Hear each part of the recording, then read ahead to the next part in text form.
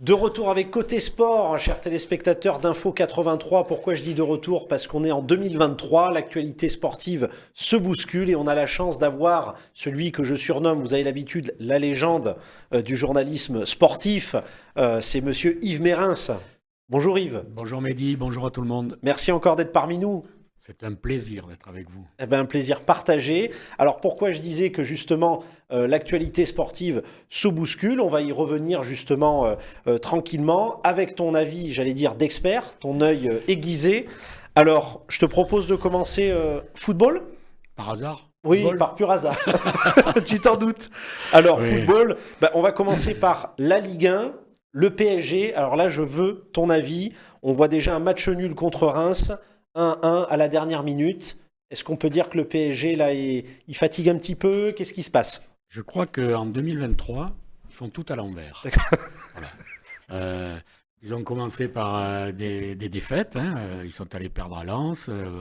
C'est des résultats très décevants. Ils ne trouvent rien de mieux que d'aller se passer une petite semaine au Qatar, en Arabie Saoudite, alors qu'ils sont à un mois de la Ligue des Champions avec un match amical contre le Bayern de Munich. C'est vrai, ça s'approche. C'est une préparation très professionnelle. Et là, hier soir, je regardais. Alors, j'ai zappé un petit peu parce que je regardais un peu la finale du handball aussi. Donc, j'ai pas tout vu du PSG, mais ce que j'ai vu m'a pleinement rassuré. D'accord. Ils sont sur les bons rails pour en prendre une bonne très bientôt. D'accord. Voilà. Donc, ils avaient fait le nécessaire en faisant le minimum du minimum pour mener 1-0. Ils se sont fait reprendre dans les arrêts du jeu comme des débutants.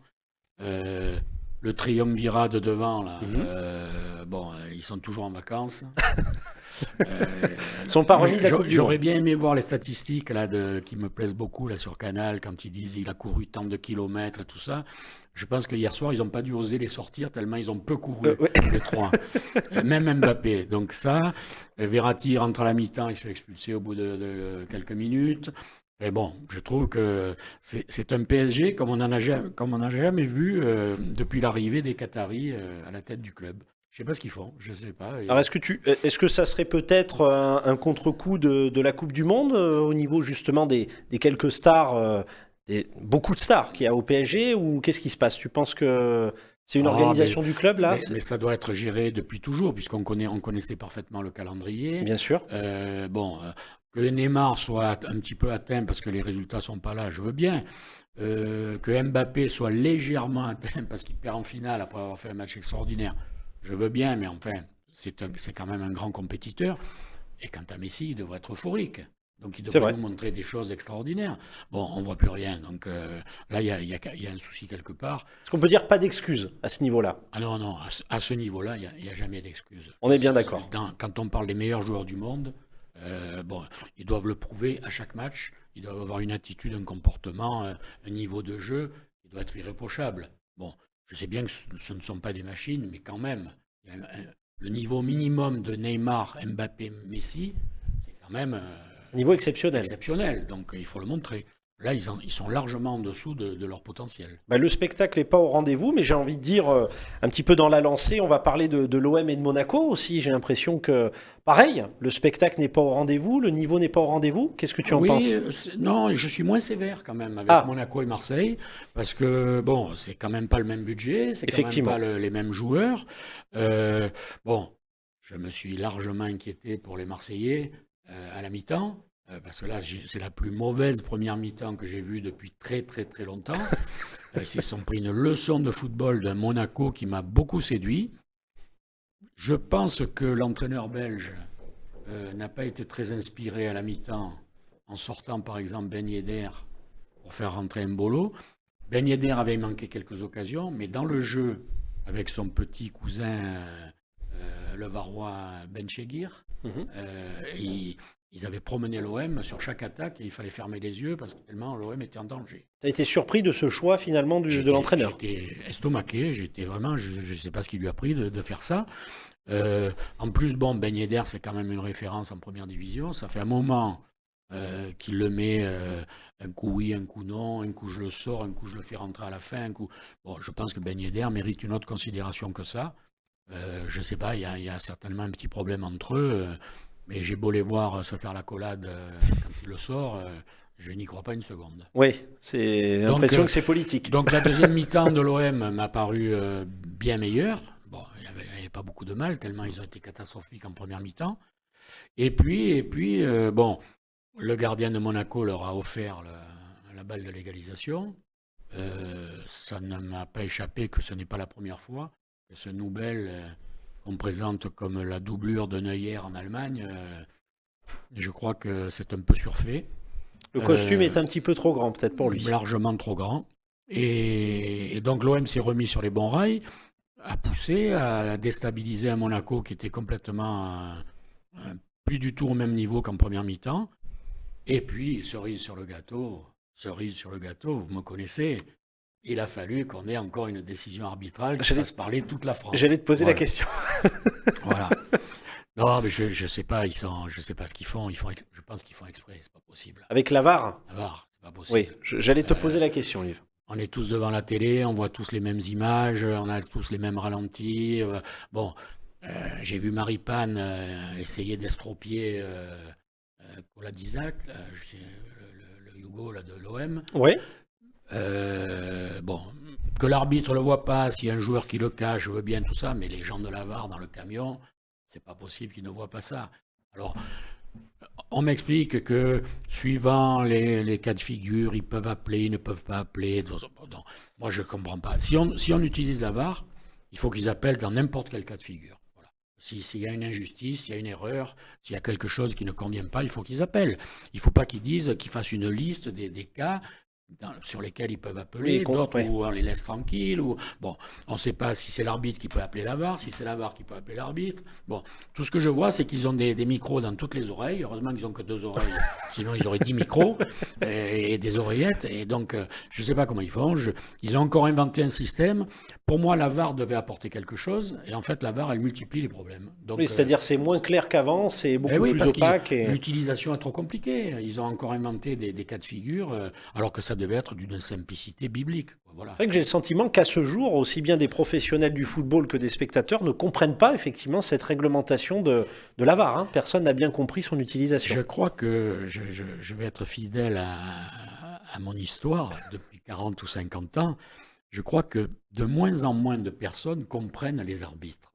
Voilà. Moi, je veux bien les respecter à condition qu'ils soient respectables. Voilà. S'ils passent leur vie à faire des bêtises, il faut changer de système, ou le faire évoluer, ou prendre d'autres personnes. Alors on peut le rappeler pour nos téléspectateurs, tu en avais parlé lors d'un précédent Côté Sport, sur peut-être la nécessité, dans le cadre de la VAR, d'avoir justement différents intervenants qui seraient autour de la table, qu'il n'y ait pas que justement des arbitres ou du staff de l'arbitrage. Commençons par parler de ce qui existe. Voilà.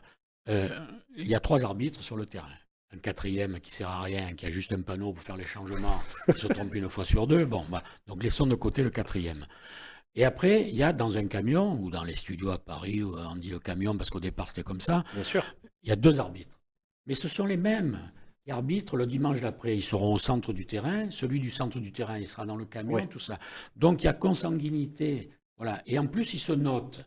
Et comme il y a beaucoup d'argent en jeu, parce que maintenant c'est plus qu'un boulot traditionnel, c'est plus des défraiements. On peut dire qu'il y a des professionnels maintenant dans l'arbitrage. Ils sont professionnels de l'arbitrage et ils ont des salaires très intéressants. Donc il est hors de question qu'ils se déjugent, qu'ils se critiquent et qu'ils aient des mauvaises notes. Donc c'est pour ça qu'ils hésitent toujours. Celui qui est dans le camion, il dit « Attends, je vais embêter celui-là. » Mais celui-là, après, 8 jours après, il est dans le camion, il va me renvoyer l'ascenseur. Et oui. Donc ils sont entre eux et ils ne veulent pas bouger. Donc je dis qu'il faut, dans le camion, mettre des gens d'une autre famille. Il faut sortir de cette hégémonie de l'arbitrage. Voilà. Peut-être en laisser un de temps en temps. Je ne dis pas qu'ils sont tous pas bons, mais... C'est le système qui fait qu'ils sont comme ça sur la réserve. Donc, mettons des anciens joueurs, mettons des observateurs, mettons des gens qui ont un œil aiguisé, pourquoi pas un journaliste. Moi, je vous garantis qu'il y a 99 situations sur 100. Ça te tenterait, ça. Je peux régler en 1 seconde, hein, je vous le dis. Hein, c'est pas... Et puis, bon, il faut avoir un peu joué, il faut sentir un peu le truc et tout ça. Bon, je pense qu'il... Voilà, donc... Il y a de gros progrès à faire dans ce oui, de mettre une sorte de principe, comme on dit, du contradictoire, avec aussi bien des arbitres, mais que d'autres intervenants, pour confronter un peu les avis. Il y a une situation qui me fait dire qu'ils ne sont pas au niveau. C'est que je ne suis pas le seul, on est nombreux à regarder les matchs, on voit un ralenti, en 3 secondes c'est réglé. C'est vrai. Eux, des fois, il leur faut 2 minutes, 3 minutes. Ils sont tellement peu sûrs d'eux qu'ils appellent l'arbitre du centre pour venir voir la télévision qui est le long de la ligne de touche. Donc ils sont sûrs de rien. Donc, alors que, franchement, il y a des milliers de situations où c'est clair comme de l'eau de roche.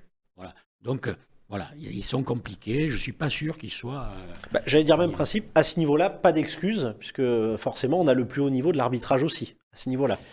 On devrait avoir le plus haut niveau de l'arbitrage. On devrait. J'ai bien compris la nuance. J'ai bien compris. Alors Yves aussi, pareil un petit peu entre guillemets, allez, le mot est peut-être un peu fort, mais dans cette hécatombe sur la Ligue 1, Lens aussi, un match nul, Lille et Rennes perdent. Donc là, c'est quoi la tableau noir là en ce moment de la Ligue 1 ? C'est pas un tableau noir, ça reflète le niveau de la Ligue 1 qui devrait être écrasé par le PSG, vu ses moyens colossaux. Qui ne l'est pas parce que, comme je le disais, ils font un peu n'importe quoi en ce moment. Et derrière, c'est d'un niveau très moyen. Tous les meilleurs joueurs s'en vont à l'étranger. Oui. On récupère des étrangers qui sont d'un niveau... je me demande pourquoi on va les chercher. Je ne veux pas citer de nom, mais j'en ai quelques-uns en tête.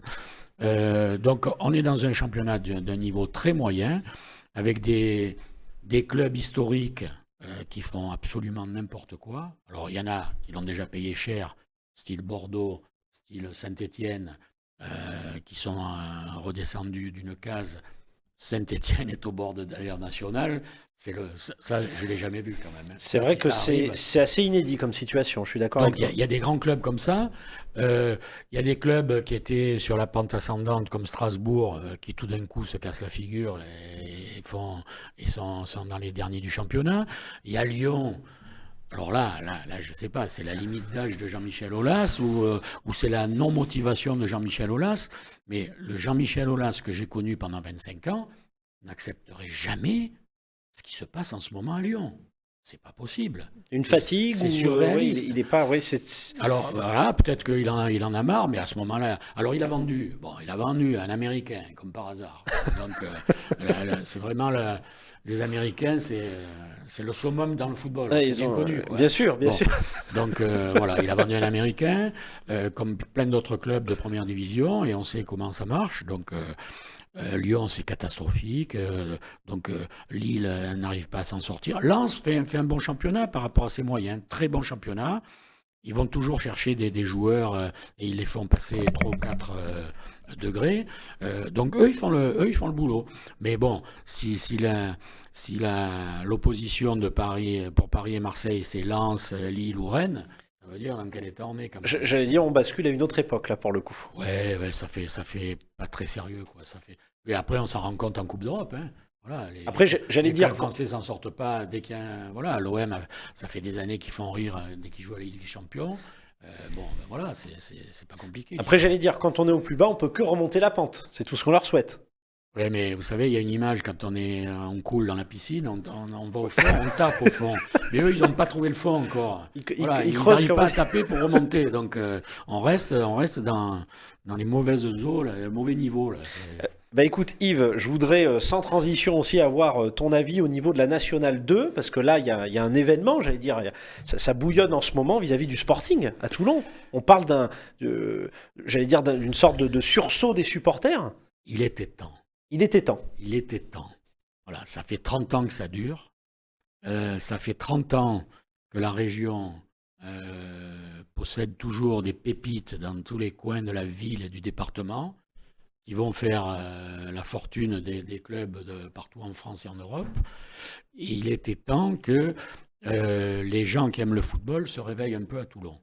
Bon, maintenant, il faut trouver les vraies raisons. Moi, je pense que le vivier est là. Il se reposera très vite le problème du stade parce que Rencontre, c'est pas un stade digne de la première ou même de la deuxième division.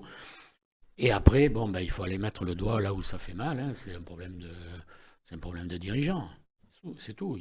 C'est l'organisation en elle-même du club. Trouver des gens qui sont motivés, qui sont intelligents, qui ont des moyens. Et qu'on arrête de dire qu'à Toulon, rien ne peut se passer, qu'à Toulon... Voilà. Les ultras sont en train de mener une communication, j'aime bien.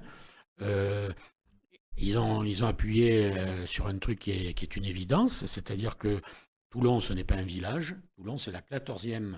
Toulon et la métropole, c'est la 14e agglomération de France. Chef-lieu du Var. Voilà. Donc, je ne vois pas pourquoi Toulon ne pourrait pas tous les jours avoir une équipe en deuxième division minimum et en première division, le jour où ils travaillent encore un peu mieux et qu'ils arrivent à garder leurs gamins pour monter en première division. Je l'ai vécu, je l'ai vu. Donc, ça peut se refaire.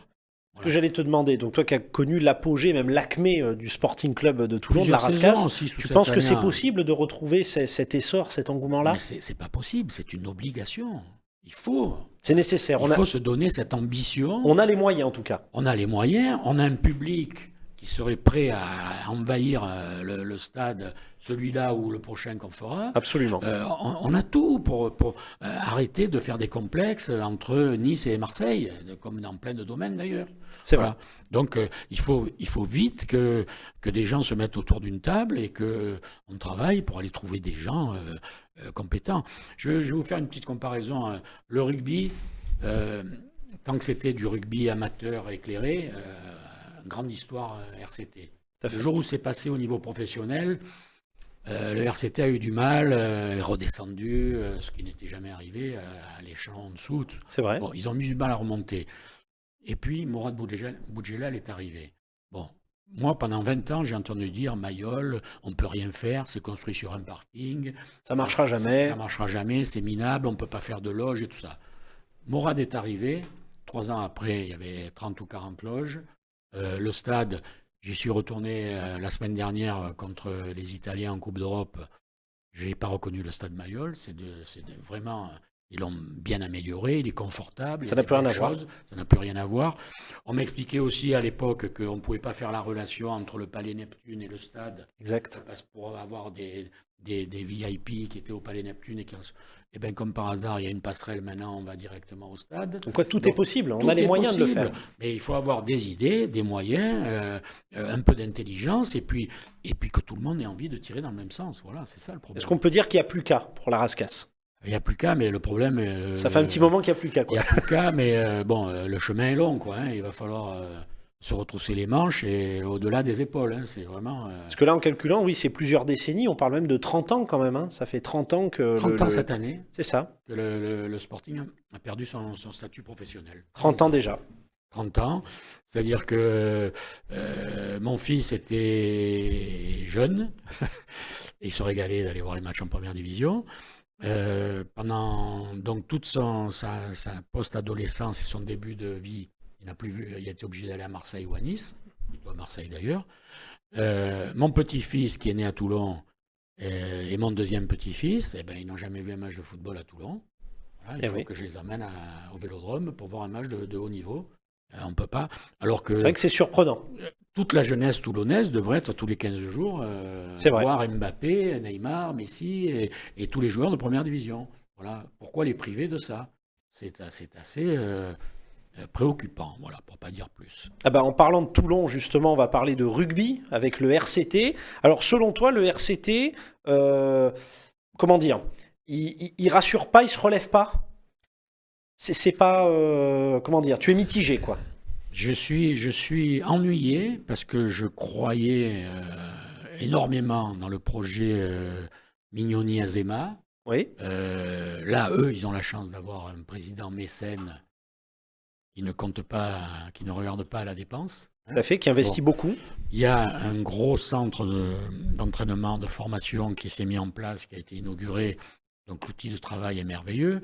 Je disais, Mayol est très très bien placé dans la hiérarchie des beaux stades de rugby en France. Ils ont les infrastructures. Donc maintenant, qu'est-ce qui manque? Il manque la mayonnaise ne prend qu'à moitié. Voilà. Oui. Alors, il y a eu beaucoup de blessés, il y a eu il y a ce problème des doublons aussi, même si cette année on a beaucoup moins d'internationaux retenus par leur équipe nationale, donc ça devrait aller. On a de grands joueurs, on a vraiment des... Moi, quand je vois jouer Olivon, quand je vois jouer Gabin Villière, quand je vois... Bon, ça, ce sont des références dans le Je sais que tu aimes beaucoup Gabin Villière, on va y revenir. J'ai même eu la chance de le rencontrer parce qu'il n'était pas sur la feuille de match contre les Italiens, là, les Zèbres. Là. J'ai passé un quart d'heure avec lui formidable. formidable. Je connaissais le joueur, j'ai découvert le bonhomme. Ça ne m'étonne pas que ce soit un grand joueur. C'est en adéquation. C'est vraiment extraordinaire. Bah là, pour le coup, c'est son retour en équipe de France. Quelques minutes contre Pau, et Galtier, qui n'est pas un rigolo, il a vite compris que voilà. Les minutes décisives. Voilà, c'est un bonhomme qui a une aura, un charisme, qui déteint sur ses partenaires. Voilà. Il a une attitude sur un terrain qui fait que quand le bonhomme à côté de lui est moyen, ben, il est obligé de hausser son niveau de jeu. Voilà, parce que Gabin, il a une attitude qui fait que tu ne peux pas le regarder faire et t'échapper. Tu es obligé de faire comme lui. Il est inspirant. Voilà. Donc, c'est quelque chose de rare, toi, dans ta carrière de journaliste sportif. Il n'y en a pas beaucoup. Ouais. Dans tous les sports, c'est rare les gens comme ça. Rare. Franchement. C'est pas tous les jours qu'on voit qui emmènent l'équipe vers le haut, qui la tirent vers le haut. Des leaders, il n'y en a pas souvent. Je parle des vrais leaders, pas des leaders de pacotille. Les leaders désignés. Ou se déclarent leaders comme ça. Non, des vrais leaders. Voilà. Ils sont très rares et je pense que Gabin Villiers en fait partie. Je l'ai invité à venir à l'émission. Il m'a dit qu'il serait à 100% d'accord. Il faut passer par le club, donc c'est pas évident, mais on va essayer. Il n'y a pas de raison, je pense que ça ferait très plaisir à nos téléspectateurs qu'on l'ait parmi nous. Je pense. Et puis, croyez-moi, il a beaucoup de choses à raconter et à dire, et c'est un bonhomme qui est en plus très positif.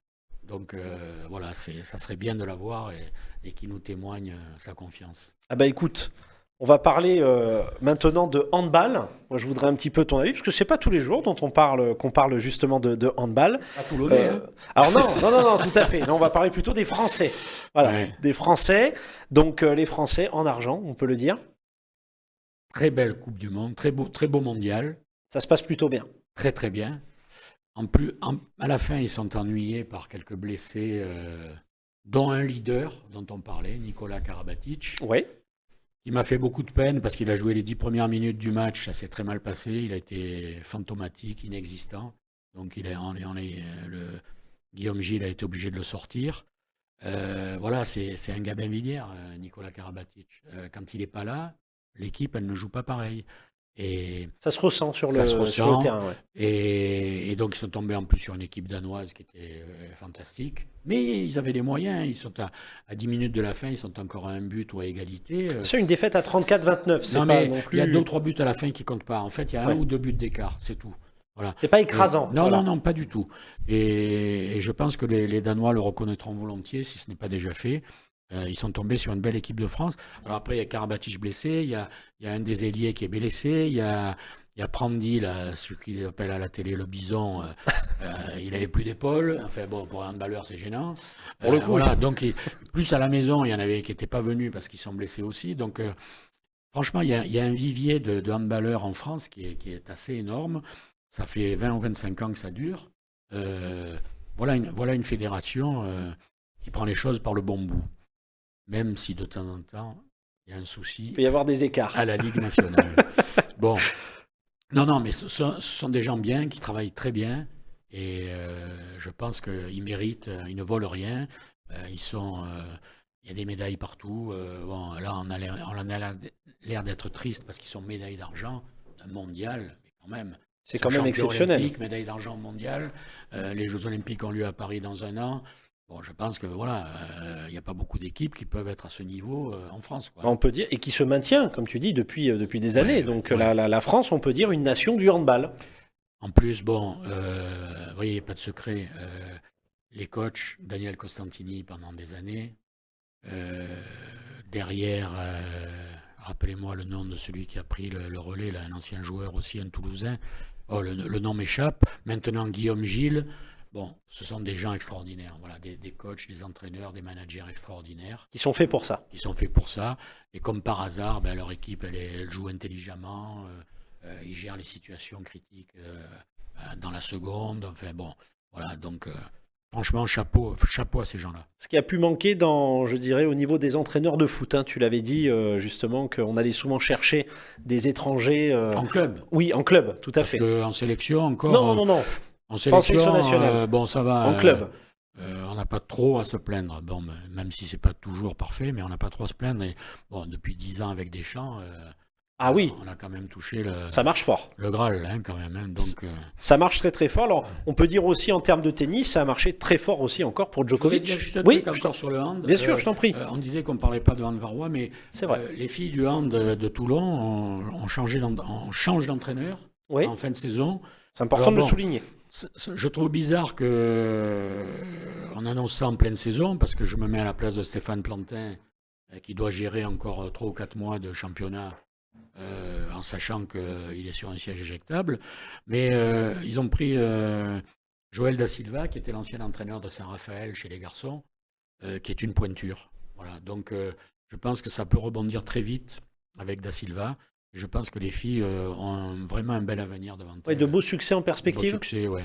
Et que le Palais des Sports va revivre avec cette génération de filles. Là, voilà. Eh ben, on revient encore sur, voilà, c'est important, comme tu le disais, que derrière les clubs aussi, c'est tout un engouement, c'est des supporters, c'est une ville.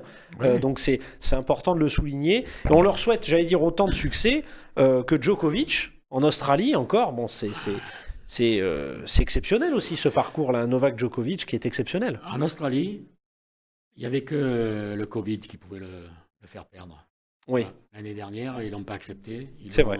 Ils l'ont viré comme un malpropre, comme un voleur, parce qu'il refusait de se faire vacciner. je pense qu'il avait au travers. Ouais. C'est un gros débat. Bon, là, on touche la santé, c'est pas de la rigolade. Mais bon, quand je vois comment ça a évolué, je me dis qu'avec quelques précautions, il aurait quand même pu jouer l'année dernière. Il ne méritait pas le sort que les Australiens lui ont réservé. Et il a donné la meilleure réponse cette année, en écrasant le tournoi, en écrasant Tsitsipas en finale en 3-7. En 3-7, oui. Donc, j'ai vu son émotion à la fin du match. C'est pas du tout le bloc de glace que l'on annonçait. Il a craqué comme un débutant. Humainement, ça fait plaisir de voir ces choses-là. Ça veut dire que les champions ont un cœur, une âme. Et que... Comme tu dis, c'est la plus belle réponse par rapport à sa déception liée au Covid. Magnifique. 10 titres en Australie quand même. Hein. Il est incroyable. C'est le Nadal de Roland Garros, quoi. C'est pareil, quoi. Voilà, c'est un champion. Je sais pas si on. Bon, moi, personnellement, c'est sûr, je ne le revivrai pas, mais il faudra attendre longtemps pour voir des joueurs gagner 10 titres dans le même tournoi, quoi. Ah ben là, je pense que c'est un Le Grand champion Chelem, qui restera gravé dans les reins, comme on dit, lui. Hein, Ah pour oui, le oui, coup, là, c'est- il restera. Et là, pareil, alors, il y a encore la France, là, décidément, ça ne va pas non plus en tennis, quoi. J'y comprends rien. Rien. On a des infrastructures, on a des terrains de tennis partout, on a un tournoi du Grand Chelem, on a Roland Garros, on a des anciens champions. On a tout ce qu'il faut. On a tout ce qu'il faut. On voit un Norvégien, un Grec, un Biélorusse. Il y a tous les pays C'est vrai. autour qui arrivent à sortir de temps en temps un champion. Et la France ne déconne La pas. Suisse, la Belgique, là. Et nous, depuis Noah, on n'a plus rien. Mais c'est vrai. Ben là, on voit encore Depuis Caroline Noah. Garcia éliminée en huitième de Alors, finale. elle gagne un master. Bon, d'accord, moi je pensais que ça y est, ça avait démarré. C'était la lancée. Elle perd en huitième contre une inconnue, enfin, à mes yeux. Voilà. Donc, bon, ça va, quoi. Je veux dire, voilà, il y a un truc qui tourne par rond. Alors, est-ce que c'est physique, psychologique? Est-ce qu'on ne sait pas prendre le tennis par le bon bout? Est-ce qu'on n'apprend pas à faire de ces jeunes des gagnants? Parce que ça compte, ça aussi. Hein. Absolument. Si on rentre comme mon ami de Coubertin juste pour participer. Oui. Ben, Je sais que tu n'es pas très fan de cette maxime. Vraiment, le tennis, c'est les enfants de Pierre de Coubertin. Hein, D'accord. ça, c'est sûr, hein. Voilà, donc bravo à eux qui continuent. Moi, je crois qu'il faudrait un peu trouver d'autres solutions parce que franchement, on a tout. On a tout pour avoir des grands champions de tennis. Voilà, on a absolument aucune excuse pour qu'ils ne sortent pas quelques grands champions. On a encore, comme tu dis, on a les moyens nécessaires, mais donc il y a bien un problème, comme tu dis, de mayonnaise qui ne prend pas finalement. Mayonnaise ou alors un trop grand confort. Peut-être le gamin, quand il a 18 ans, il est déjà bardé de sponsors. Il n'a Oui. plus faim, il n'a plus envie de Il n'a se pas la grinta, surpasser, comme il on n'a dit. pas la grinta. Voilà, et ils sont dans un confort total, quoi, ces joueurs-là. Quoi, hein. Qu'on ne m'explique pas qu'ils payent leur billet d'avion pour aller au bout du monde, ou leur raquette, ou voilà, c'est bon. Hein. Enfin, ils ne sont pas à plaindre, me semble-t-il. Non, pas du tout. Pas du tout. Alors ben, justement, Yves, je voudrais qu'on conclue par le célèbre coup de gueule et coup de cœur. Alors Déjà- peut-être on va essayer de garder le coup de cœur pour la fin, Oui, si oui, tu es d'accord, oui, parce oui, que là, oui. j'ai l'impression que le sport français, comment dire, est en pleine souffrance en ce moment, mis à part le handball pour le coup. Mais alors ton coup de gueule, là pour le coup, J'ai l'impression qu'on va encore parler d'organisation là dans le sport français. Je ne sais pas si on peut faire pire. Je sais pas, je sais pas si on ne fait pas exprès. La plus grande fédération, le football. Absolument. A priori, c'était pas trop mal géré. A priori, les comptes sont dans le vert. Et tout d'un coup, on voit des affaires gravissimes. Avec l'affaire de Noël Le Graët, notamment. Noël Le Graët, la directrice générale, pareil, est mise à pied. Il y a des délations, il y a des mises en cause incessantes. Il y a des mises en cause, des plaintes toutes les semaines. Qu'est-ce qui se passe, ouais. Non, mais c'est honteux. Il ne faut pas avoir peur des mots, c'est honteux. Voilà, c'est honteux. Et le football en prend un coup, hein, le football français, on peut le dire. Le football est éclaboussé, le football est montré du doigt, le football français. Voilà, on devrait être dans l'euphorie d'une finale de Coupe du Monde. Absolument. On devrait se régaler avec le parcours des Parisiens, aidés par les Qataris. On se dit qu'enfin, on a un club qui peut aller au plus haut niveau en Europe. Et puis, on est retombé dans les travers, dans les histoires, dans les bêtises, les plaintes. Bon, donc là, il va falloir retrouver un président, refaire des élections, remettre des dirigeants en place. On repart de zéro, en quelque sorte. Hein. On repart de zéro. Et ce coup de gueule pour le football, il est malheureusement à mettre en parallèle avec ce qui se passe en rugby. Avec Bernard Laporte. Voilà. Alors on est à quelques mois de la Coupe du Monde en France, organisée par la France. 2023. On est dans les prétoires, on va passer devant les tribunaux, c'est une bagarre d'avocats, d'experts. Et on passe des terrains à la salle des pas perdus, quoi. Voilà, donc ça, le hand dont on parlait l'autre jour, enfin tout à l'heure, le président de la Ligue, un ancien joueur qui était une référence, Bruno Martini. Ouais. Encore accusé pour des choses qui me hérissent, qui me dépassent, qui me navrent. Je sais pas, on fait exprès. Est-ce que c'est inédit, je veux dire, fort de ton expérience en tant que journaliste sportif, tu as déjà vu, je veux dire, des scandales, il y en a toujours eu, mais de cette ampleur-là? Non, des scandales, il y en a toujours eu, mais qu'il y ait autant de scandales en même temps, oui, c'est ça, voilà. C'est rare. Ah, voilà. D'accord. J'oublie pas non plus le patinage artistique, où, bon, il y a quelques patineuses qui ont déposé plainte. Voilà, je me dis... on fait exprès. Qu'est-ce qui se passe? Qu'est-ce qu'on fait? On désire être monté du doigt par le monde entier. Voilà. On a perdu l'exemplarité. On donne des leçons de vie, d'exemplarité dans le monde entier et on est ridicule à ce point. Voilà. Donc, franchement, le calendrier fait que c'est rarissime quand même. Hein, oui, je veux dire, ça allait être ma question. Je veux dire, là, d'un coup, tout en même temps, comme ça, en plus, avec des échéances importantes. Il y a des scandales de temps en temps dans d'autres pays, en Angleterre, en Allemagne. Bien sûr. Il y en a, mais c'est de temps en temps. Là, nous, tout en même temps, quoi. C'est vrai que là, on a tout en même temps, avec, encore une fois, des échéances importantes, avec la Coupe du Monde de rugby 2023, les JO 2024. Donc, bon, qu'est-ce qu'on peut leur souhaiter, Yves, justement? On peut que remonter la pente. Ouais. Bon, là aussi, il faut chercher le fond de la piscine. Hein, D'accord. Non, mais je me fais beaucoup de soucis pour...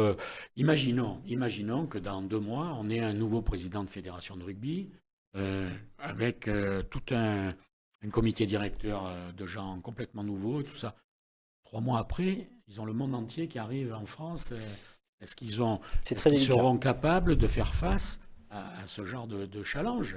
Parce que ça, au niveau d'un dirigeant, c'est le plus haut niveau, ça. Ah, tout à fait. Voilà, organiser une Coupe du Monde dans un seul pays, franchement, il n'y a rien de plus terrible. Et puis avec tous les enjeux qu'il y a derrière aussi, bien sûr. Et puis les yeux du monde entier braqués sur un autre pays. Donc, a priori, ils n'auront déjà peut-être pas de soucis de sécurité, encore que on peut toujours tomber sur des fous.